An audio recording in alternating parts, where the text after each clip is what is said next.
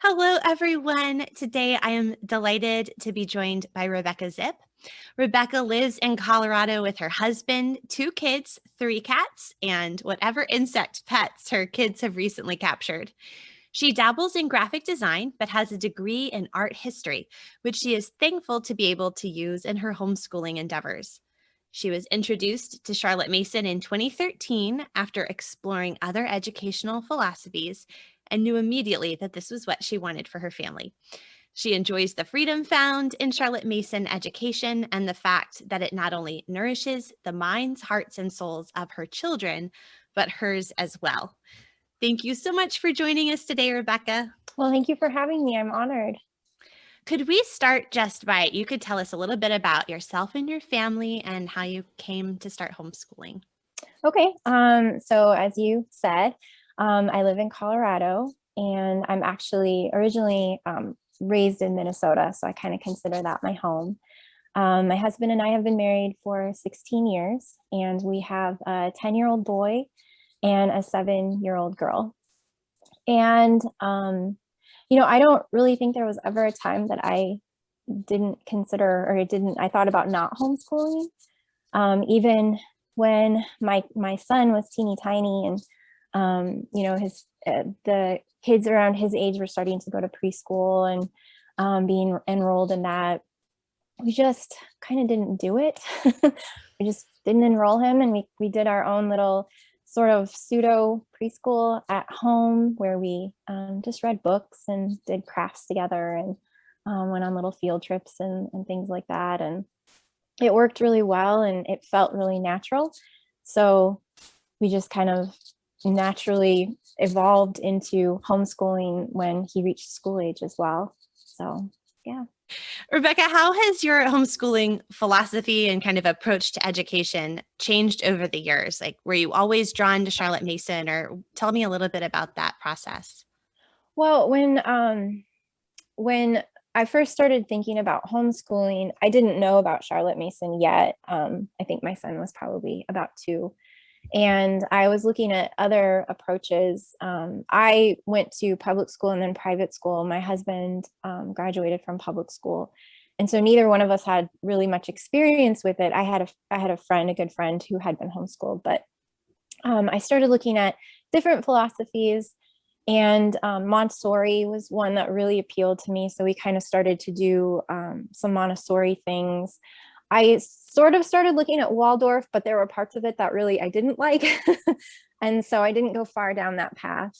And then in 2013, all of these, I used to do work for bloggers.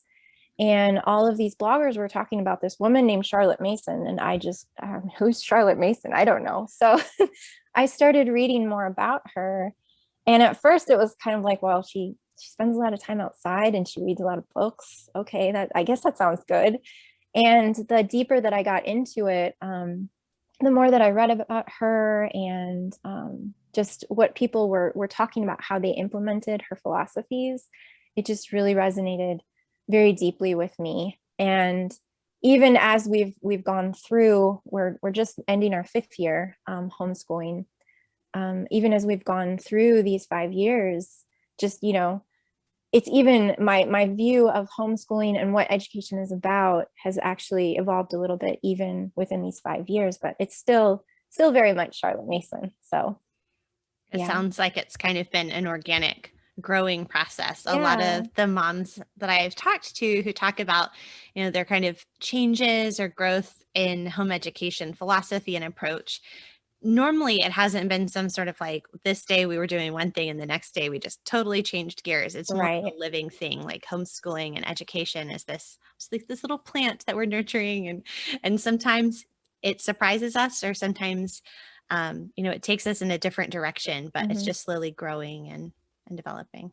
Yeah, definitely. It's been just even within, like I said, even within the philosophy of Charlotte Mason's philosophies, when I first started looking at education as, okay, it's a way to allow my children to be contributing members of society and enter the workforce. And that's what the main goal of education is. And that has changed tremendously, especially just in the last few years, because I can see how that sort of education that I was given was like really, really inadequate. And that was the goal of that education. And now as I'm going through all of this with my son and my daughter, it feels like I'm redoing my own education, but then I can see the value of just of learning, just on its own. So that's been a really neat change for me.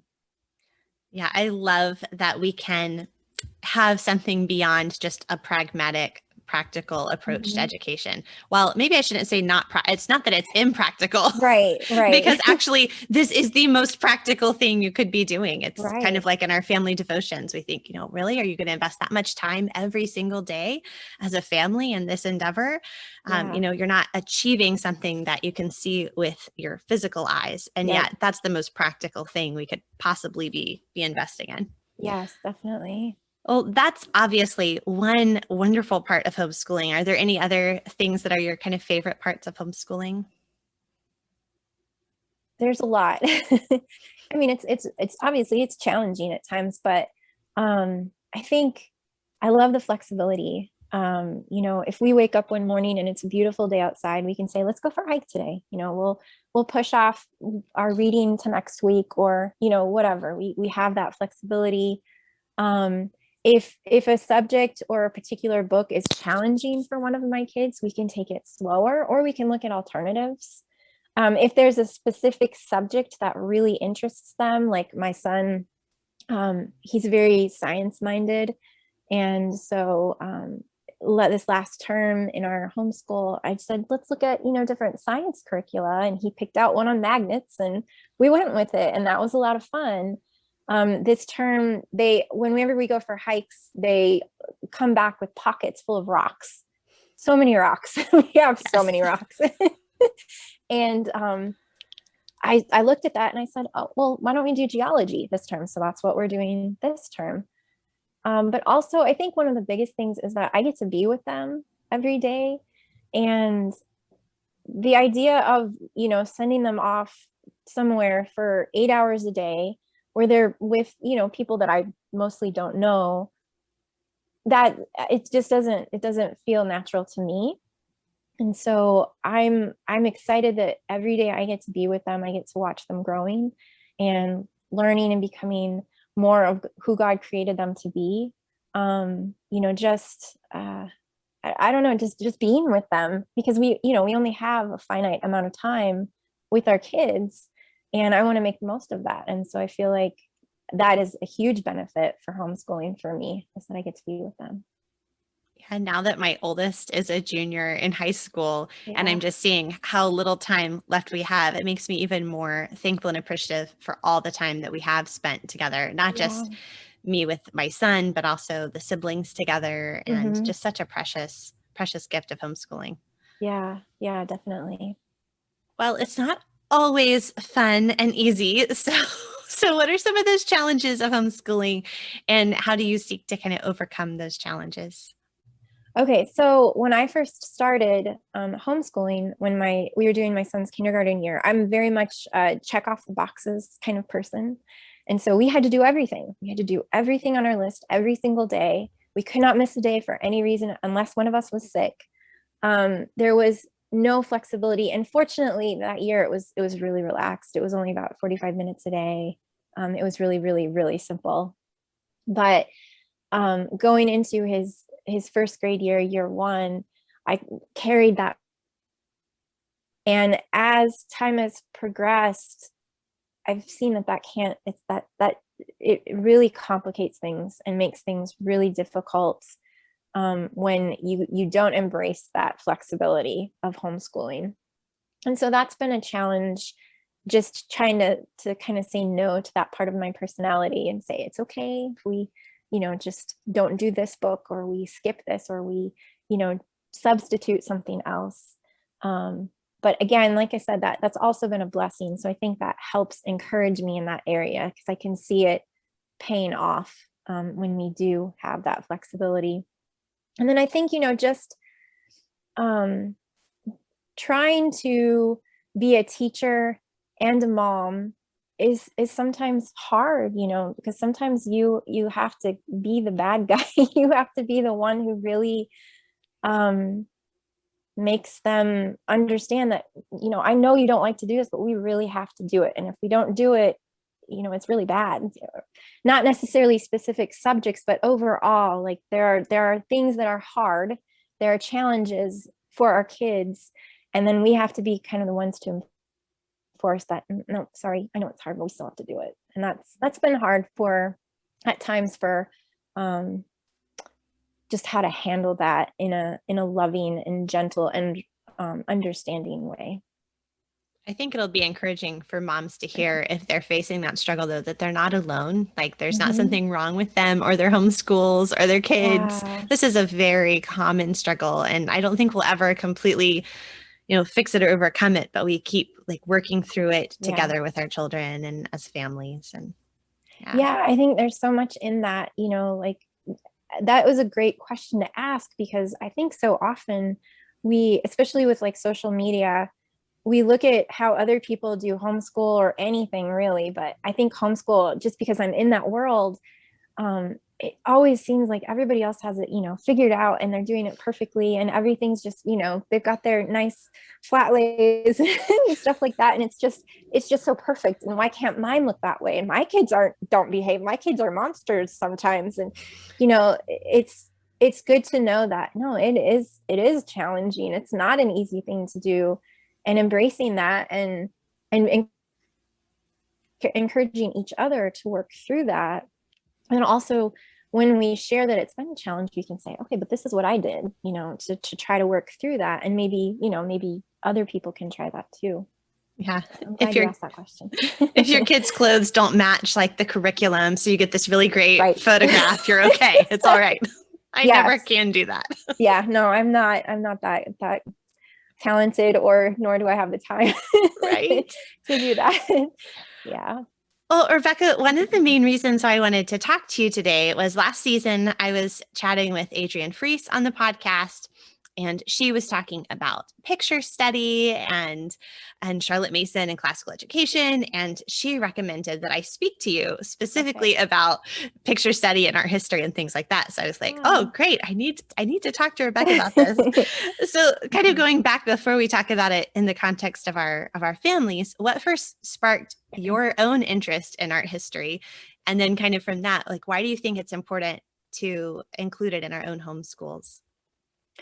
Well, I always had an interest in art. When I was a little girl, I loved to draw, and I loved to look at art books. I was raised by just my dad. I didn't meet my mother until I was 29. But one of the few things that I knew about her was that she also enjoyed art. She drew and painted.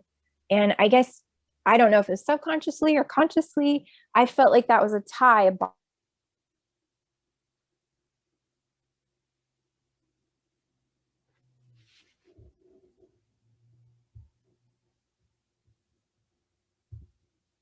I originally majored in journalism with an intention to become a photojournalist, but just, a few months in, I decided that wasn't for me. And I switched to graphic design. And one of the requirements for fine arts degrees or arts degrees was art history.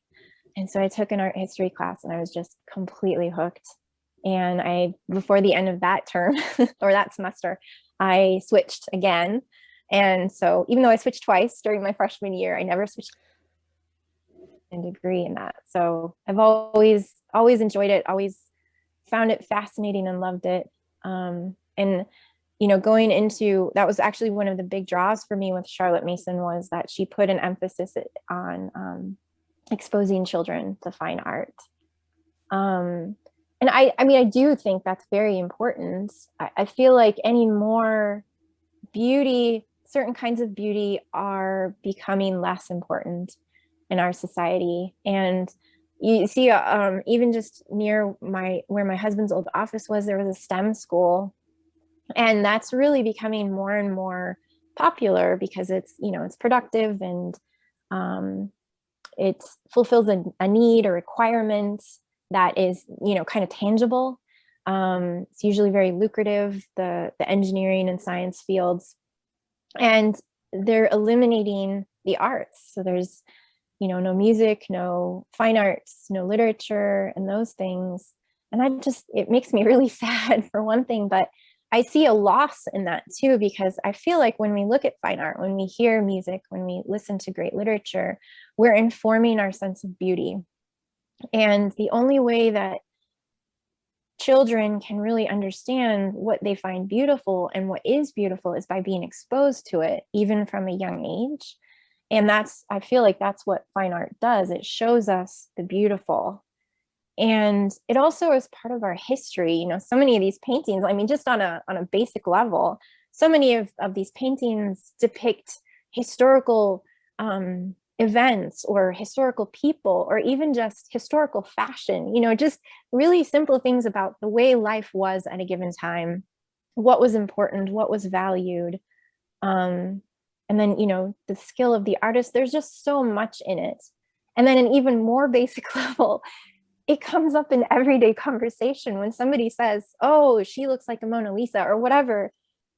If you're not being exposed to that, you have no reference, you've no idea what they're talking about. And I think that is another example of that, is how over the last 150 years or so, this is how I compare it in my mind. We have really no idea about Greek and Roman mythology, as weird as that sounds. But if you read books that were written years and years ago, a lot of them reference Greek and Roman mythology, the stories, and the author has the assumption that you know what they're talking about. And now I'm reading through Age of Fable with my son, and most of these stories I have no idea, I've never heard them. And that's been so interesting to me, because as I've read other things or even watched movies or whatever, these stories have popped up, and now I understand, oh, that's what they're talking about. And I feel like that's also true with art, when something is compared with a painting or a sculpture or something like that. You need to know what they're talking about to really be part of that conversation. So I don't know, there's just so many good things about art. We shouldn't get rid of it. Oh, I agree. And I mean, it's part of our cultural vocabulary, Mm-hmm. to expand that. The more we understand, the more we start to pick up on, that often kind of quoted, I guess, funny, I don't know what you would call it, but it's sort of like we educate our children this way so you can get all the inside jokes. The more Yes. all of a sudden you start picking up on all these things in Right. books and paintings and movies and pop culture and all these things that are referencing jokes about other, things from history that you didn't even pick Right. up on. So the more you learn and grow, the more you start to pick up on those references. Yeah. Yeah. Yeah. It's just, we're missing out on so much. It just makes me sad for the future, because these things just aren't considered important anymore. Well, let me ask you this question, because you have this background in art history. You've long loved it. You obviously are knowledgeable about it.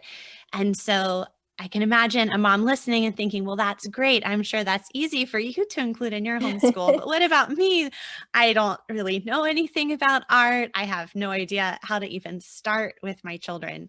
What would Yeah. be some tips and strategies for that new to art history mom? Well, I think the big thing is to not overthink it. I know that it can be intimidating, especially as homeschool moms, because it feels like sometimes we try to cram every little tidbit of facts and education in there that we can, to try and round it out. But with art, the beauty of art is it's just about allowing your child to develop a relationship with the art itself. So looking at it on their own terms, um, interpreting it in their own way, just being exposed to it is the very most important thing. And I don't think anything else is as important as that. If you want to, you can talk about movements and schools and even the artists themselves. But I really, in order for your child to develop that relationship, I don't think that that's absolutely necessary. So even just getting, like those giant books that they have at Barnes and Noble in the discount section with, different artists, that's fine. fine. If that's all you have, as long as you're allowing them to see that and to experience it in their own way, and not, not guiding it. I think sometimes when I've seen, and I've been guilty of this too, when you're looking at art with somebody, you want to point things out like, oh, do you see that? Oh, do you notice that? And I think that's especially true with our children, because we want them to know, we want them to see all these things. But with art, it's just kind of important to stand back and just say, you know what, they're going to see what they're supposed to see, and they're something that is standing out to them may be different than something that stands out to me, and that's fine. Either way is fine. So yeah, really just don't overthink it. That's really encouraging. That's probably good advice for a lot of homeschool subjects. Yeah. We're like, okay, children, sit down. I just heard this podcast and we're going to like do this in-depth study or something. Right. And no wonder our kids aren't very interested. Yeah. All right. So let's imagine a step past. Okay. So I've got my big book from Barnes and Noble. We've sort of just begun that exposure. We've dipped our toe in, but now I want to begin a little bit more formal picture study with my kids. What might a picture study time look like sort of an ordinary homeschool family? Well, it's just really simple. So we introduce, for our picture study, we usually I teach it in our homeschool co-op, and that's where we're introduced to each piece. And I'll start with just, a little biography of an artist, and that's really simple to do. You can even look it up on Wikipedia. It's not the greatest resource in the world, but it gives you an idea of where that artist is coming from. Or if you have like one of those Barnes and Noble books, they usually have a biography in the beginning. What I usually do is I read it on my own beforehand, and then I sort of tell my kids back or narrate or summarize it for them. Like, this is what they, this is where this artist was born. This is where they spent their life. This was, something they were passionate about, those sorts of things that's related to their art. And if there's, a specific geographic region, we'll pull out a map and we'll look at that together. I don't really focus a lot on, movements or styles of painting, unless that comes kind of up naturally in the conversation. So for instance, with Impressionism, you're going to look at it and think, well, that's really different than what came before it. And usually kids pick up on those things. And so you can talk about that if you want to. And then we'll go into the first painting. And what I do is I hand it to them. So we get each individual prints for each child, hand it to them face down, and then I have them flip it over. And it's actually been kind of fun to do that, because a lot of times, especially the kids in co-op, they'll try to guess what they're going to see, or, it's kind of builds excitement, which is, it's neat to see. I had one student who was always looking for cows. He really wanted paintings with cows. So he was disappointed often. And I'll tell them to flip it over, and they'll take about 3 to 5 minutes to just look at it quietly, silently, no talking. Usually younger kids their eyes start to wander and things like that around the 3-minute mark. But older students, like, probably the high school, they usually really like to study them. And then once that time is over, I have them flip it back over, and then they narrate what they saw to me. And it's amazing, the variety of what they come up with, things that stuck out to them. I've had a lot of students say they saw things in the painting that weren't in the painting, but you could see how it could possibly be there. They like to count things, how many clouds there are, trees or cows or whatever the case is.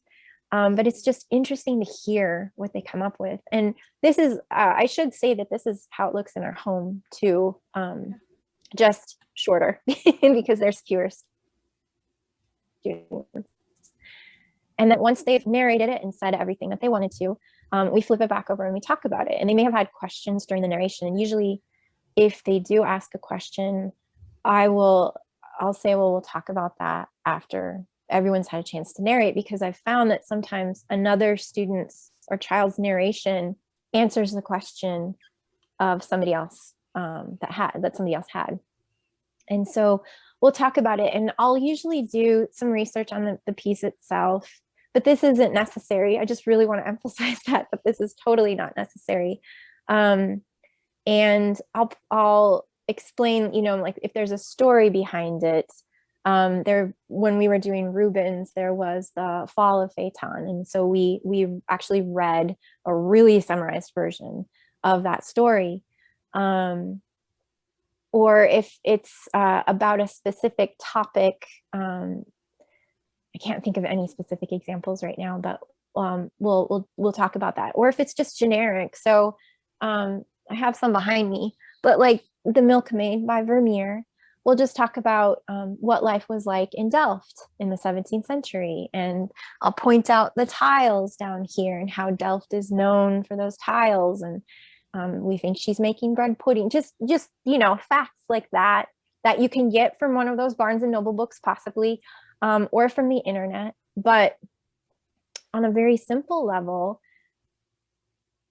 talk about it together. Oh, I really like her blue apron. Or, what do you think she's making? You can ask them really open-ended questions. If there's people in the painting, you can say, what do you think they're thinking about? Or what do you think they're talking about? Or what do you think they're looking at? If you were in this painting, what do you think you would hear? Do you think it's cold? Do you think it's hot? Just things that really get them thinking about the painting. And yeah, just allowing them to have time with it. So. I love what you just said too, because I could see, as a mom with a wide age range, that this is something that would work perfectly, even with very, very young students and older students, because each child is going to notice different things based on their own maturity and experience, but then they're also sharing it with one another. So and I've noticed the older students, it's actually sometimes it's more, I found it more, I want to say enjoyable, because I love it on all ages. But with the older students, there are things that you can talk about more that you possibly wouldn't with younger students. And sometimes their insight into an artist and the life of the artist in relation to their work has been really interesting to hear as well. So I really enjoy that part of it. I'm very excited about this. I feel like so many times, like whether it's thinking about including foreign language or music, or I love Shakespeare. It's something seems very natural for us to include in our homeschool. And people will often be like, oh, it seems so overwhelming or crazy. But all of these different things, we so often make them so much more complicated in our heads. And then we're afraid we're not going to do it right, or we're not going to do it in this sort of perfect, ideal way that we think we ought to do it. So then we just don't do it at all. And I am so guilty of that, specifically with picture study. This is like a real weakness. My older children have not had as much as they could have. But this is encouraging me that I have an opportunity to begin including it now, and it's okay. I can just move on from now and include it. Anytime is good. And simple is good too. But I need simple. I think it's probably, that's one of the reasons why I really wanted to kind of focus on this area in the homeschooling community, was because I had seen that in so many places. So many people mention that, well, I don't know anything about art. I don't have an art history background, all of that stuff. And I just want, to emphasize it shouldn't be complicated. In fact, if it's complicated, it's worse. We don't want to complicate it. We want to just keep it really simple, because that's how they're going to get the most out of it, and how they're going to enjoy it the most too. I love that. As far as my concerns. Yeah. Well, I know another thing that you talk about some online as I was exploring your site is you talk about sort of these younger years in particular. So before we close, I was just curious, what would be some advice you would want to give to a new homeschooling mama, or someone who has young, sort of those early years in their homeschool? Well, I think that goes along with what, kind of what we've been talking about. Just don't overthink it. Don't complicate it, especially when they're so small. Don't try to start too early, and really enjoy those years when they're teeny tiny. And, don't put too much pressure on yourself in the beginning. And even as you go through, my oldest is in 4th grade, so I have the experience up to 4th grade. But I look back now on how much pressure I put on myself when he was in kindergarten and first grade and even into second and third grade. And I just thought, I really didn't need to do that. I didn't enjoy that time. And in some ways I put pressure on him that I didn't need to, because I was kind of freaking out, like, oh no, this is a big deal. I'm going to screw him up. And it's really hard to screw your kids up just by doing too much. It just, yeah, don't overthink it. I think that's my biggest, I hesitate on some ways. I kind of hesitate to say it because I know that feeling of just wanting to do everything right and wanting to do everything perfect. And I want to speak into that and say, I understand that feeling. That's a very real feeling. And I don't want to dismiss that. But then at the same time, I just want to say, okay, you can relax a little bit. It's okay. It'll all be okay.